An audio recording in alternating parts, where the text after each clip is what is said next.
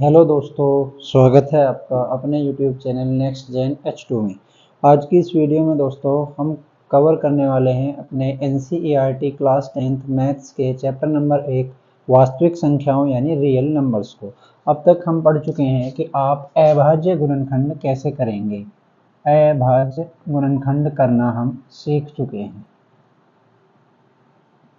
LCM और HCF निकालना भी हम सीख चुके हैं। आज की वीडियो में हम पढ़ने जा रहे हैं दो संख्याओं के LCM, HCF व उनके गुणनफल में संबंध। और आज की इस वीडियो में हम कवर करेंगे NCERT की एक्सरसाइज 1.1 और ट्राई करते हैं 1.2 कवर करने की। चलिए दोस्तों शुरू करते हैं।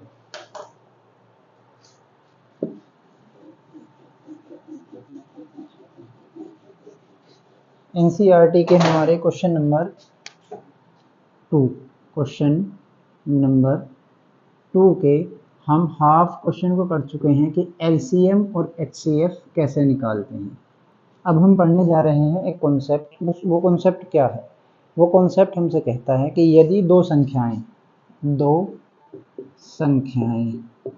एक संख्या A है और एक संख्या B है, उनका LCM व HCF, कुछ LCM होगा उनका और कुछ HCF होगा, तब हमें ये सिद्ध किया गया है, ये फॉर्मूला दिया गया है कि दो संख्याओं का गुणनफल जो होगा वो हमेशा LCM मल्टीप्लाई HCF के बराबर होगा।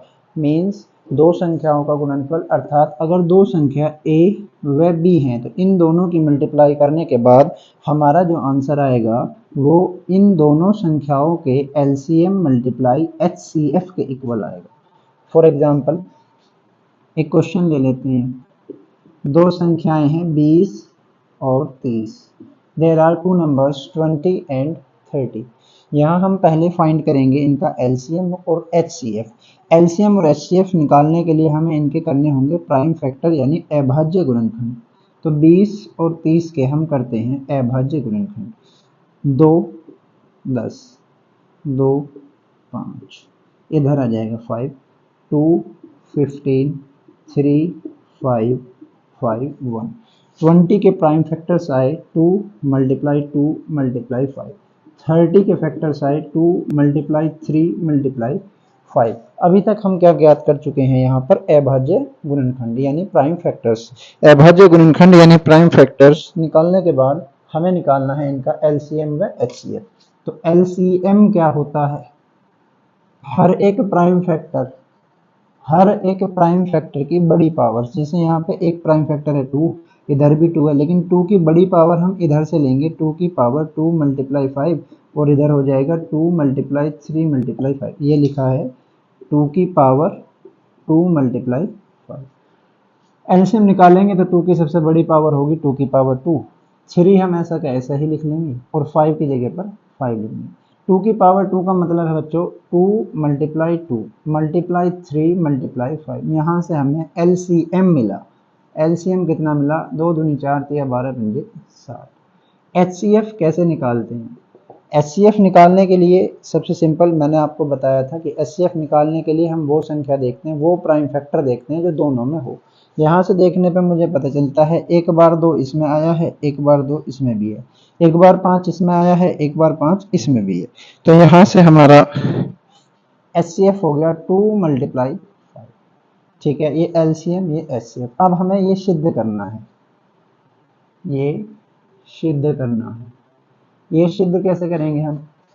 ये दो संख्याओं का गुणनफल, हमारी संख्या क्या थी 20 मल्टीप्लाई 30 बराबर होगा LCM मल्टीप्लाई HCF की। LCM आया है हमारा 60, HCF आया है हमारा 10। इधर से मल्टीप्लाई करेंगे तो ये आ जाएगा 600 और इधर से भी मल्टीप्लाई करेंगे ये आ जाएगा 600। यहाँ से हमें पता चलता है कि दो संख्याओं का गुणनफल यानी product of two numbers will be equal to their LCM multiplied by HCF। दो संख्याओं का गुणनफल हमेशा उनके एलसीएम और एचसीएफ के बराबर होता है। इसी बात पर हमारे आधारित एनसीईआरटी के क्वेश्चन नंबर 2 और क्वेश्चन नंबर 3 है। तो आप अपनी बुक ले लीजिए और क्वेश्चन नंबर 2 देखिए। क्वेश्चन नंबर 2 में पूछा है सिद्ध कीजिए कि एलसीएम मल्टीप्लाई एचसीएफ बराबर दो संख्याओं का गुणनफल। क्वेश्चन नंबर 2 मैं आपको करा चुका हूं पिछली वीडियो में। क्वेश्चन नंबर 3 बिल्कुल इसी तरह का क्वेश्चन है। आप उसके अभाज्य गुणनखंड विधि से एलसीएम और एचसीएफ ज्ञात करने हैं, तो आप एलसीएम और एचसीएफ उसके निकाल सकते हैं। चलिए मैं आपकी मदद कर देता हूं। क्वेश्चन नंबर 3,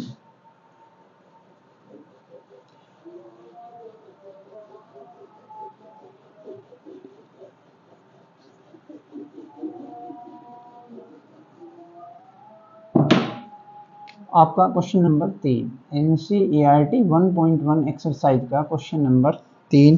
क्वेश्चन नंबर 3 क्या कहता है कि एलसीएम निकालिए, और एलसीएम किसका निकालिए? 12, 15 और 21। 12, 15, 21। एलसीएम और एचसीएफ निकालने के लिए सबसे पहला मेथड है, आप इनके प्राइम फैक्टर्स करेंगे। तो इनके प्राइम फैक्टर्स मैं कर लेता हूँ। प्राइम फैक्टर्स करने के बाद आपको इनके ये प्राइम फैक्टर्स मिल जाएंगे, ठीक है। इधर 12 के फैक्टर्स में लिखूंगा 2 मल्टीप्लाई 2 मल्टीप्लाई 3, 15 के फैक्टर्स लिखूंगा 3 मल्टीप्लाई 5, 21 के फैक्टर्स लिखूंगा 3 मल्टीप्लाई 7। अब एलसीएम निकालने के लिए हम जानते हैं प्राइम फैक्टर्स की बड़ी पावर। यहाँ पर एक प्राइम फैक्टर है 2, 2 की सबसे बड़ी पावर हमें मिलेगी 2 की पावर 2, तो 2 की पावर 2 मैं लिखूंगा इस तरह से। 3 की सबसे बड़ी पावर मिलेगी 3, 5 की सबसे बड़ी पावर मिलेगी 5, और इधर 7 की बड़ी पावर मिलेगी 7। मल्टीप्लाई करते हैं 2 2 जा 4, 3 जा 4, 3 जा 12, 12 5 जा 60, 67 जा 42। एलसीएम आ जाएगा आपका 420। HCF मीन्स जिसके फैक्टर सब में हो, जो नंबर सब में हो। तो मुझे यहाँ पे 3 नजर आ रहा है जो सब में है, तो HCF इज इक्वल टू 3। ये हो गया आपका question number 1 NCERT question number 3 1। और सेकंड क्वेश्चन है आपका 17, 23, 29। सभी के सभी प्राइम नंबर्स हैं, सभी के सभी प्राइम नंबर्स हैं, तो ये अपने आप से कटेंगे और 1 से कटेंगे। अच्छा मैं इधर कर देता हूँ। 17 के फैक्टर्स आएंगे आपके 17, 23 के फैक्टर्स आएंगे 23, 29 के फैक्टर्स आएंगे 29। इधर से एलसीएम होगा 17 मल्टीप्लाई 23 मल्टीप्लाई 29, HCF होगा 1। देखिए जहाँ पर आपको प्राइम नंबर्स में मैंने बताया था कि प्राइम नंबर्स यानी अभाज्य संख्या वो होती हैं जो या तो अपने आप से कटती हैं या एक से कटती हैं। यहाँ पर ये अपने आप से कटने वाली और एक से कटने वाली हैं, तो प्राइम नंबर्स का HCF हो जाएगा 1। ठीक है, आशा करता हूँ समझ आया होगा आपको क्वेश्चन नंबर 3 का सेकंड पॉइंट। क्वेश्चन नंबर 3 का 3 8 9 25, 8 9 25। HCF इसका भी वही आएगा 1, क्योंकि 8 और 9 में कोई कॉमन फैक्टर नहीं है, 25 में भी कोई कॉमन फैक्टर नहीं है। आप इसके फैक्टर्स करेंगे 2 2 2 2, ठीक है। अरे यार इसके कॉमन फैक्टर इधर 3 3 के कॉमन फैक्टर, इधर 5 5 1। तो एलसीएम आप निकाल सकते हैं। इनका एलसीएम आ जाएगा 2 multiply 2 multiply 2, 3 multiply 3 multiply 5 multiply 5। ये इनका एलसीएम है। और आपका HCF होगा 1। क्यों होगा जी 1? क्योंकि इनका कोई कॉमन फैक्टर है नहीं। ठीक है दोस्तों। Question number 4 NCERT question number 4। Question number 4 आपके बोर्ड के हिसाब से इम्पोर्टेंट क्वेश्चन है। क्वेश्चन नंबर 4 में कॉन्सेप्ट में लगाना है जो हम अभी अभी पढ़ चुके हैं कि दो संख्याओं का गुणनफल हमेशा बराबर होगा एलसीएम और HCF के। तो क्वेश्चन दिया है, क्वेश्चन पढ़िएगा क्वेश्चन नंबर 4 कि HCF है एक नंबर है यानी फर्स्ट नंबर, पहली संख्या है 306, दूसरी संख्या है 657। इनका HCF दिया है, क्या दिया है? 9। बताना है हमें LCM। क्वेश्चन पढ़ेंगे आप। देखिए क्वेश्चन अटेम्प्ट करने से पहले क्वेश्चन को पढ़ना बहुत जरूरी है, समझना बहुत जरूरी है। क्वेश्चन में दिया है कि दो संख्याएं 306 व 657 जिनका HCF 9 है उनका LCM बताइए। हम जानते हैं दो संख्याओं का गुणनफल, दो संख्याओं का गुणनफल बराबर LCM मल्टीप्लाई HCF। बच्चा दो संख्या है 306 और 657, एलसीएम हमें निकालना है, एचसीएफ क्वेश्चन में गिवन है 9। दो संख्याओं का गुणनफल यानी 306 मल्टीप्लाई 657, पहली संख्या 306 है, दूसरी संख्या 657 है, एलसीएम हमें निकालना है, एचसीएफ हमें गिवन है 9। यहाँ से हम देखते हैं LCM is equal to 306657 upon, ये इधर मल्टीप्लाई में है तो बच्चा डिवाइड में चला जाएगा, और एलसीएम इज इक्वल टू होगा 9 से जब हम इसे डिवाइड करेंगे 9 से जो 27 34, आंसर आ जाएगा 34 मल्टीप्लाइड बाई 657। आप मल्टीप्लाई कर लेंगे, यही आपका आंसर है। क्वेश्चन नंबर 4 एनसीईआरटी एक्सरसाइज 1.1 के क्वेश्चन नंबर 4 तक हम जा चुके हैं। क्वेश्चन नंबर 5 आप पढ़ लीजिए कि जांच कीजिए कि क्या कोई प्राकृतिक संख्या n के लिए ऐसी है जो 6 की पावर n का इकाई का अंक 0 हो। यहाँ पर मैं आपको एक कॉन्सेप्ट पढ़ाना चाहता हूँ, ध्यान से सुनेंगे। 6 की पावर n इकाई का अंक 0, इकाई का अंक 0। देखिए इकाई का अंक 0 लाने के लिए आपको कम से कम एक बार 10 आना जरूरी है, यानी इस संख्या के फैक्टर में 6 की पावर n के फैक्टर में एक बार 10 आना जरूरी है। एक बार 10 आप तब ला सकते हैं जब इसके फैक्टर में एक बार 2 या एक बार 5, यानी दोनों एक साथ, एक बार 2 और एक बार 5, 2 5 या 10 ये आए। मैं 6 की पावर यानी पहले 6 के मैं फैक्टर्स करता हूँ तो मुझे मिलता है 2 की पावर 2 मल्टीप्लाई 3, 2 की पावर 1 3 की पावर 1, ये किसके फैक्टर्स हुए 6 के। क्या यहाँ पे मुझे 2 मल्टीप्लाई 5 का कोई पेयर मिला? नहीं मिला। अगर मैं यहाँ पे n की वैल्यू 1 रखता हूँ, n की वैल्यू आप 2 रखेंगे तो ये आएगा 2 multiply 3, 2 multiply 3, it's okay, no problem. आप n की वैल्यू कुछ भी रखेंगे आपको 2 तो मिल जाएगा लेकिन 5 नहीं मिलेगा। और यूनिट प्लेस यानी इकाई का अंक 0 करने के लिए जरूरी है, क्या जरूरी है कि आपके अभाज्य गुणनखंडों में एक बार 0 अवश्य आए, जरूर आए। बार बार मुझे नीचे देखना पड़ता है, मेरा माइक थोड़ा ऐसी है, ठीक है, थोड़ा कर लो यार। यहाँ पर आंसर क्या होगा, क्योंकि 6 के अभाज्य गुणनखंड में, आंसर आप ये लिखेंगे जो इसका आंसर है, 6 के अभाज्य गुणनखंड में 2 मल्टीप्लाई 5 इज इक्वल टू 10 का कोई जोड़ा नहीं पाया जाता है, कोई जोड़ा नहीं पाया जाता है। अतः 6 की पावर n के लिए n का ऐसा कोई भी मान संभव नहीं, कोई भी मान संभव नहीं। ये इम्पॉसिबल है, इम्पॉसिबल, असंभव है, ठीक है। क्यों असंभव है? क्योंकि 6 के फैक्टर्स में 2 मल्टीप्लाई 5 का कोई पेयर हमें नहीं मिलता, हमें मिलता है 2 मल्टीप्लाई 3 का पेयर, और 2 मल्टीप्लाई 3 के पेयर से हम कभी भी 10 नहीं बना सकते क्योंकि हमारे पास 5 नहीं है, ठीक है। इसी तरह का एक क्वेश्चन आपके एग्जाम में आ सकता है, 8 की पावर n के लिए वैल्यू बताइए जब ये वैल्यू एंड हो 0 पे, यानी इसका इकाई का अंक हो जाए 0, ठीक है, इट्स ओके। इसके फैक्टर्स करेंगे आप 2 मल्टीप्लाई 2 मल्टीप्लाई 2, यहाँ भी सेम कंडीशन, 2 मल्टीप्लाई 5 का कोई पेयर नहीं मिलता है। जब 2 मल्टीप्लाई 5 का पेयर नहीं मिलता है तो 10 नहीं बनेगा, 10 नहीं बनेगा तो यूनिट प्लेस पर 0 नेवर, कभी नहीं आएगी। तो n का ऐसा कोई मान संभव नहीं है, और संभव नहीं है को हम कहते हैं असंभव है, ठीक है दोस्तों। 1.1 के क्वेश्चन 5 कर चुके हैं। क्वेश्चन नंबर 6 पढ़ लेते हैं। 7 multiply 11 multiply 13 plus 13, 7 multiply 11 multiply 13 plus 13, आप इन तीनों की मल्टीप्लाई करेंगे, इसे ऐड करेंगे, यहाँ पर एक डिजिट बनेगी, उसके आप अभाज्य गुणनखंड करेंगे, अभाज्य गुणनखंड, और अभाज्य गुणनखंड करने पर आप पाएंगे कि 2 से ज़्यादा जोड़े आते हैं, 2 से ज़्यादा जोड़े मिलते हैं, जिससे क्या सिद्ध होता है, यह संख्या भाज्य है, यह संख्या भाज्य है, भाज्य संख्या। गुणा कर लीजिएगा, ऐड कर लीजिएगा, आंसर आ जाएगा। फैक्टर्स मैं आपको बता देता हूँ, ठीक है। इसके फैक्टर्स आ जाएंगे आपके 13 इंटू 13 इंटू 6, 13 इंटू 13 इंटू 6 इसके फैक्टर्स आ जाएंगे। ओके, सेम क्वेश्चन इसी के जैसा इसके साथ में दिया गया है, जो इसके साथ में क्वेश्चन लिखा गया है सेकंड, सेम उसे भी ऐसे ही करेंगे। नेक्स्ट क्वेश्चन और 1.1 का लास्ट क्वेश्चन है, यानी क्वेश्चन नंबर 7। क्वेश्चन नंबर 7 हमसे क्या कहता है कि दो बच्चे हैं, खेल के मैदान के चारों ओर घूम रहे हैं, घूमने के चक्कर लगा रहे हैं, तो वो कब एक साथ मिलेंगे? जब आपको इस तरह का कोई क्वेश्चन मिले, कब एक साथ मिलेंगे? जब आपको इस तरह का कोई क्वेश्चन मिले, कोई घंटियाँ, कई घंटियाँ हैं, 3 घंटी, 2 घंटी, 4 घंटी, कुछ टाइम इंटरवल पर बजती हैं, कुछ समय अंतराल पर बजती हैं, एक साथ कब बजेंगी? तो ये कॉन्सेप्ट है आपका एलसीएम निकालने का।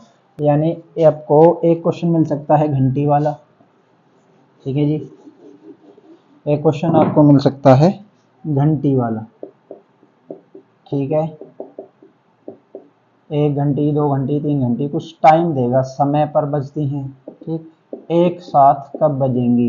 एक साथ कब बजेगी? तो उस केस में आप निकालेंगे एलसीएम। ओके, अब इस क्वेश्चन में दो बच्चे इस तरह से वृत्ताकार पथ पर दौड़ रहे हैं, एक यहाँ है, एक यहाँ, मान लीजिए ऐसे, ये दोनों इस दिशा में दौड़ रहे हैं, ये कब एक साथ मिलेंगे? तो इन दोनों का एक चक्कर पूरा करने में लगा समय, एक चक्कर पूरे में लगा समय, इसी का एलसीएम निकाल देंगे। और वो चक्कर क्या है, क्या दिया है, 12 मिनट और 18 मिनट, यानी 12 और 18 का एलसीएम आप इजीली निकाल सकते हैं। बताइएगा कितना आएगा 12 और 18 का एलसीएम। ठीक है, आपकी एक्सरसाइज 1.1 कंप्लीट। एक्सरसाइज 1.2 करने से पहले हम थोड़ा सा बेसिक जान लेते हैं एक्सरसाइज 1.2 का। एक्सरसाइज 1.2 रिलेटेड है परिमेय अपरिमेय से। वहाँ से क्वेश्चन आएगा, इंपॉर्टेंट क्वेश्चन, मैं आपको सारी बातें बता दूंगा, सारा एक्सरसाइज कवर करा दूंगा आपकी। चैप्टर आज हम ख़त्म कर रहे हैं इस वीडियो में, अगली वीडियो में हम सेकंड चैप्टर स्टार्ट करेंगे और एक ही वीडियो में हम सेकंड चैप्टर भी कवर कर लेंगे अपना। तो चलते हैं एक्सरसाइज 1.2। मैं आपको डायरेक्ट क्वेश्चन भी करा सकता हूं, लेकिन मैं चाहता हूं आप कॉन्सेप्ट समझ लें। कॉन्सेप्ट समझने से आपकी अंडरस्टैंडिंग बनेगी, आप समझदार बनेंगे, क्वेश्चन अपने आप करना सीखेंगे। ठीक है, चलिए चलते हैं। परिमेय अपरिमेय, यहाँ पर दो बात के बीच लड़ाई है, कौन परिमेय है कौन अपरिमेय है। तो परिमेय संख्या उन्हें कहते हैं जो p बटे q के रूप में लिख दी जाएं और q कभी भी 0 के बराबर ना हो। एक बात, p बटे q के रूप में लिख दी जाएं, q कभी भी 0 के बराबर ना हो। और जो संख्याएं इस तरह से नहीं लिखी जा सकती उन्हें कहते हैं अपरिमेय। अपरिमेय अशांत यानी नॉन टर्मिनेटिंग और नॉन अकरिंग होती है, नॉन टर्मिनेटिंग नॉन अकरिंग, ठीक है, अशांत दशमलव वाली संख्या। उदाहरण में अगर हम देखने की कोशिश करें तो आपको ऐसी बहुत सारी संख्या मिल जाएंगी। फॉर एग्जांपल √2, √3, ये किस तरह की संख्याएं हैं, अपरिमेय। परिमेय संख्या आपको देखने के लिए मिल जाएंगी 2/1 लिख सकते हैं। 0 भी एक परिमेय संख्या है, 0/1 हम लिख सकते हैं, ठीक है। और 22/4 ये भी क्या है, परिमेय संख्या, क्योंकि q की वैल्यू 0 नहीं है, p/q के रूप में हमने इसे लिखा है। अब यहाँ से दो क्वेश्चन बनते हैं, एक तो परिमेय और अपरिमेय संख्या को छांटना, अपरिमेय और परिमेय संख्या को छांटना। हर अंडर रूट में लिखी हुई संख्या अपरिमेय नहीं होती। फॉर एग्जांपल √16, इसका हम पूर्ण वर्ग ज्ञात कर सकते हैं, अर्थात वर्गमूल ज्ञात कर सकते हैं, और वर्गमूल आ जाएगा इसका 4।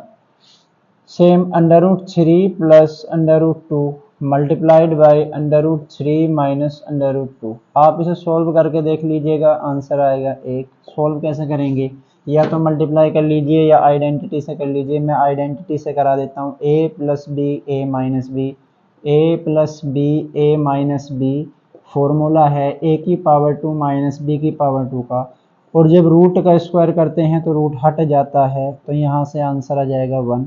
और एक परिमेय संख्या है। तो वो संख्याएं जो अंडर रूट से कंप्लीटली बाहर नहीं आ पाती हैं उन्हें हम अपरिमेय संख्या कहते हैं, ठीक है। अब हमें सिद्ध करना है कि सिद्ध कीजिए ये संख्याएं अपरिमेय कैसे हैं। मैं आपको एक क्वेश्चन समझाऊंगा, उसी से आपकी पूरी एक्सरसाइज कवर हो जाएगी। चलते हैं हम क्वेश्चन पर। इम्पोर्टेंट क्वेश्चन है भाई, बहुत इम्पोर्टेंट क्वेश्चन। बहुत बार आया हुआ क्वेश्चन है बोर्ड में, ठीक है, इम्पोर्टेंट। क्या क्वेश्चन है? सिद्ध कीजिए अंडर रूट 2 अपरिमेय संख्या है। सिद्ध कीजिए अंडर रूट 2 अपरिमेय संख्या है। हम क्या लिखेंगे? माना अंडर रूट 2 एक परिमेय संख्या, हम उल्टा लेके चलेंगे, एक परिमेय संख्या है। इससे क्या होगा? परिमेय संख्या को आप लिख सकते हैं p बटे q के रूप में, तो मैं यहाँ पर मान लेता हूँ a upon b is equal to root 2। ठीक है सर, ओके। इसके बाद b यहाँ पर डिवाइड में है, इधर भेज देंगे, मल्टीप्लाई में पहुँच जाएगा। a is equal to under root 2b, दोनों साइड का स्क्वायर करेंगे, अर्थात दोनों पक्षों का वर्ग करने पर, दोनों पक्षों का वर्ग करने पर, दोनों पक्षों का वर्ग करेंगे आप, ये बनेगा a की पावर 2 अंडर रूट 2 का स्क्वायर अभी करके दिखाया था। जब रूट का स्क्वायर करते हैं तो रूट हट जाता है, इसका रीजन समझ लीजिए। रूट का मतलब है 1/2, स्क्वायर करेंगे तो घात 2, 2 से 2 कट जाएगा, मतलब 2 की घात 1। देखिए अंडर रूट का मतलब है 1/2 घात, ठीक है, और स्क्वायर यानी वर्ग का मतलब है 2 घात, तो हमने घात की घात में मल्टीप्लाई करी। a स्क्वायर बराबर 2b स्क्वायर, यहाँ पर एक परिमेय है, अगर 2 बटे में जाएगा तो हम लिख सकते हैं 2 a स्क्वायर को विभाजित करता है। ये एक थ्योरम है, थ्योरम विभाजित करता है, अतः यह a को भी विभाजित करेगा, a को भी विभाजित करेगा। आप यहाँ a बटे b की जगह पर p बटे q कुछ भी ले सकते हैं अल्फ़ाबेट से, a से लेके z तक कोई भी नंबर। अब यहाँ पे मैं लिखूंगा, यहाँ पे लिखा है a square is equal to 2b square. a square की जगह पे मैं a लिख लेता हूँ, 2 की जगह 2 रखता हूँ, b स्क्वायर की जगह एक नया नंबर, एक नया अल्फ़ाबेट में सोच लेता हूँ, a से लेकर z तक, इन दोनों को छोड़ दूंगा a और b को, तो a is equal to 2c। दोनों साइड के स्क्वायर करेंगे, दोनों पक्षों का वर्ग करने पर, जब मैं दोनों पक्षों का वर्ग कर दूंगा बच्चा, तो ये आ जाएगा a स्क्वायर बराबर 4c स्क्वायर। यहाँ समीकरण 1 है, यहाँ समीकरण 2 है। समझ पा रहे हैं आप मेरी बात? ठीक है, दोबारा समझते हैं। अपरिमेय सिद्ध करना है, सबसे पहले मैंने परिमेय संख्या मान लिया, ठीक है। परिमेय संख्या उसे कहते हैं जो p बटे q के रूप में लिखी जाती है, ठीक है, p बटे q के रूप में लिख लिया। यहाँ p बटे q की जगह a अपॉन b ऐसे यूज कर लिया, आप कुछ भी कर सकते हैं। a is equal to root 2b, दोनों साइड का स्क्वायर करा, दोनों साइड स्क्वायर हो गया। स्क्वायर करने के बाद यहाँ पर एक थ्योरम है, आप याद रखेंगे, दो क्यों? क्योंकि ये 2 मल्टीप्लाई में है, डिवाइड में जाएगा नीचे, तो 2a स्क्वायर को विभाजित करता है, तो ये 2a को भी विभाजित करेगा, यह है 2a को भी विभाजित करेगा, ठीक है। a इज इक्वल टू इसकी जगह कोई और नंबर मान लिया, तो मान लिया, दोनों साइड का स्क्वायर करेंगे, a स्क्वायर बराबर 4c स्क्वायर। इक्वेशन फर्स्ट और इक्वेशन सेकंड, समीकरण 1 व समीकरण 2 से, ठीक है। देखिए भाई, हिंदी वाले और इंग्लिश वाले दोनों कर सकते हैं यहाँ से कवर, बहाने का तो कोई ऑप्शन है नहीं। बाकी परिमेय को रेशनल बोलते हैं, रेशनल, ठीक है। क्वेश्चन है रूट 2 इर्रेशनल है, रूट 2 इर्रेशनल है, ठीक है। और यहाँ पे side squaring of both side, विभाजित को कह सकते हैं आप 2 डिवाइड करता है, ठीक है। Squaring, equation first equation second, यहाँ पर लिखेंगे हम 2b स्क्वायर बराबर 4c स्क्वायर, 4 डिवाइड में जाएगा भाई, 4 डिवाइड में जाएगा भाई, तो ये हो जाएगा b स्क्वायर बराबर 2c स्क्वायर। कैसे? 2 1 जा 2, 2 2 जा 4, 2 दूनी 4। अब ये 2b को विभाजित करता है, तो हम लिखेंगे 2b स्क्वायर को विभाजित करता है, b स्क्वायर को विभाजित करता है, अतः यह b को भी विभाजित करेगा, b को भी विभाजित करेगा, ठीक है। मान लीजिए पेज फर्स्ट है, पेज सेकंड है, इधर मैं अपना पेज थर्ड बना लेता हूँ। थर्ड पेज पे जब आप जाएंगे तो आप देखते हैं क्या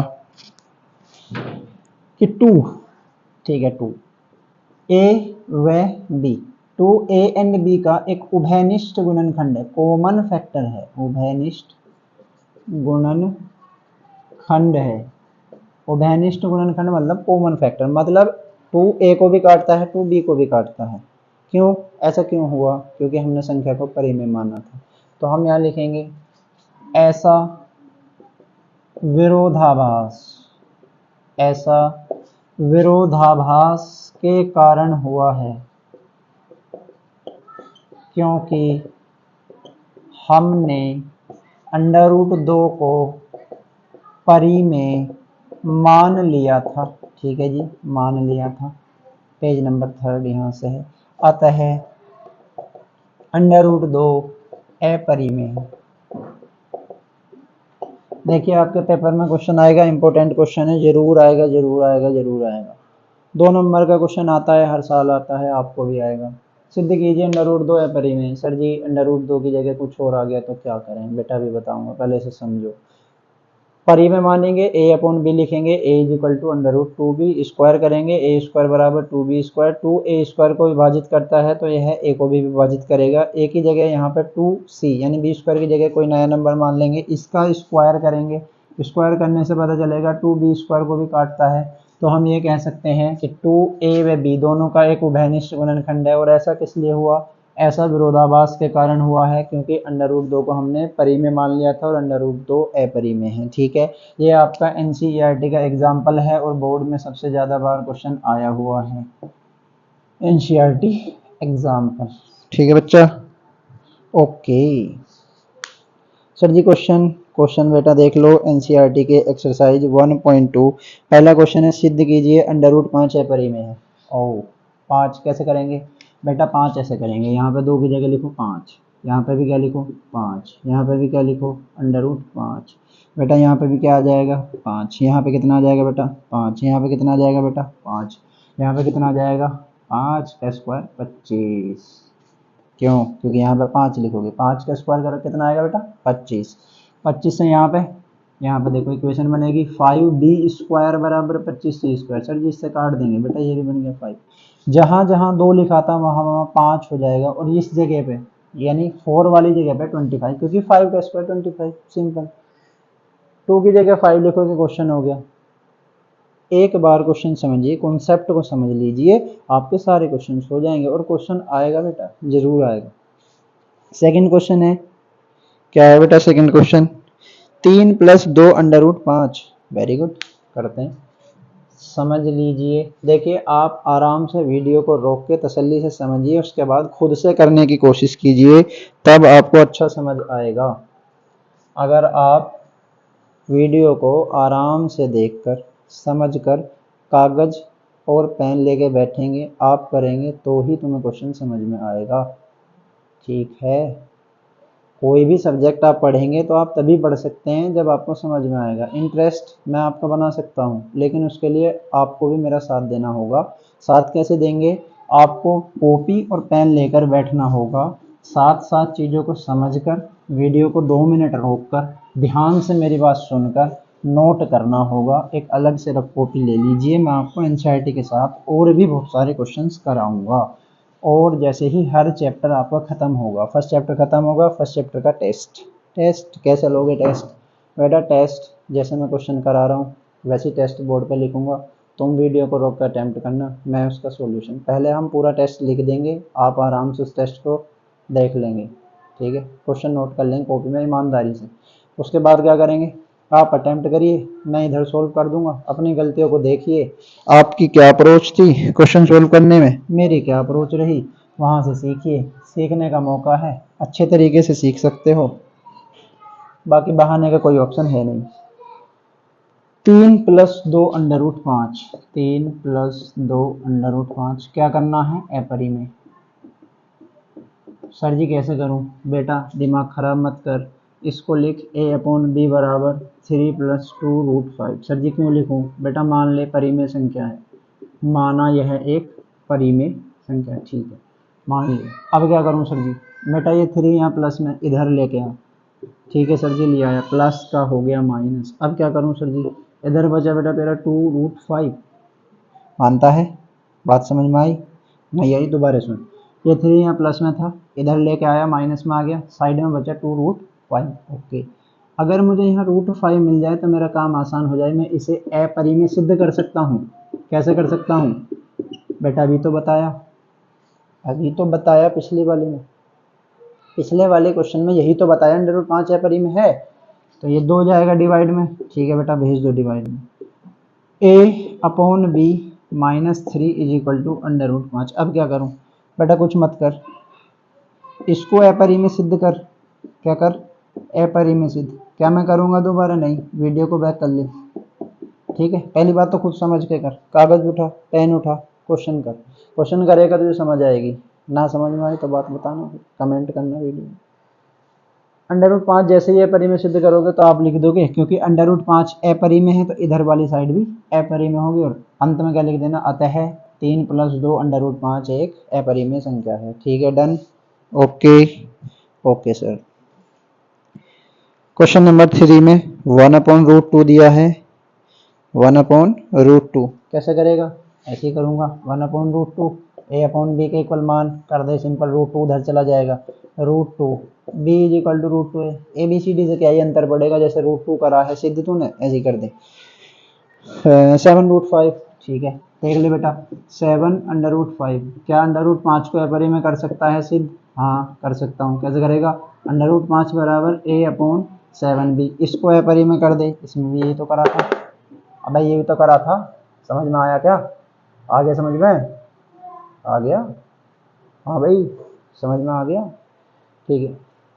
नेक्स्ट क्वेश्चन है तुम्हारा 6 + √2, 6 + √2, इसका क्या करूं? a अपॉन बी लिख, 6 प्लस का है उधर भेज दे, a upon b -6 is equal to √2। अब क्या करूं? √2 को अपरिमेय सिद्ध कर दे, क्वेश्चन हो जाएगा, ठीक है। तो एनसीईआरटी का चैप्टर नंबर 1 हम कवर कर चुके हैं। इम्पोर्टेंट क्वेश्चंस की बात करूं तो इस चैप्टर के इम्पोर्टेंट क्वेश्चंस तुम्हारे हैं, क्या इम्पोर्टेंट क्वेश्चंस हैं तुम्हारे? इम्पोर्टेंट क्वेश्चंस हैं, √2 अपरिमेय है, इम्पोर्टेंट क्वेश्चन यही लिख देता हूँ, इम्पोर्टेंट क्वेश्चन। √2 कर लेना, √3 कर लेना, कोई सा एक आएगा, √5 कर लेना प्रैक्टिस के लिए, √7 कर लेना, ठीक है। इसी से प्रैक्टिस हो जाएगी, चैप्टर खत्म हो जाएगा। और क्या करूं? और कुछ मत कर, एलसीएम निकालना सीख ले, एचसीएफ निकालना सीख ले, एक क्वेश्चन एमसीक्यू में आएगा। मैं इम्पोर्टेंट क्वेश्चंस दूंगा, ठीक है, कोई 4-5 क्वेश्चन लिखवा दूंगा बस, एक चैप्टर, हर चैप्टर से 3 या 4 क्वेश्चन दूंगा, वही तुम्हारे एग्जाम में आने वाले हैं। करना क्या है? रेगुलर कोर्स कंप्लीट करना है। जैसे एनसीईआरटी कवर करा रहा हूँ, साथ साथ बता रहा हूँ इंपॉर्टेंट क्वेश्चन है, इंपॉर्टेंट क्वेश्चन पर ज़्यादा फोकस करना है, ओके ठीक है।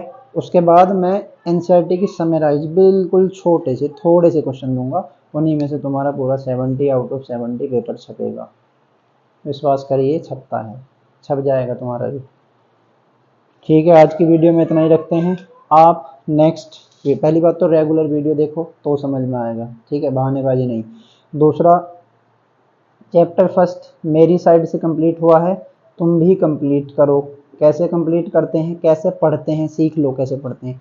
एक बार आपने टीचर के साथ एनसीईआरटी का चैप्टर कंप्लीट किया, ठीक है सर जी हो गया, अब क्या करूं बेटा? इसका रिवीजन कर। अगला चैप्टर जब उठाना, जब एक बार इसका रिवीजन कर दे, जब एक बार इसका रिवीजन कर दे तब उठाना अगला चैप्टर। और मैं क्या करूंगा?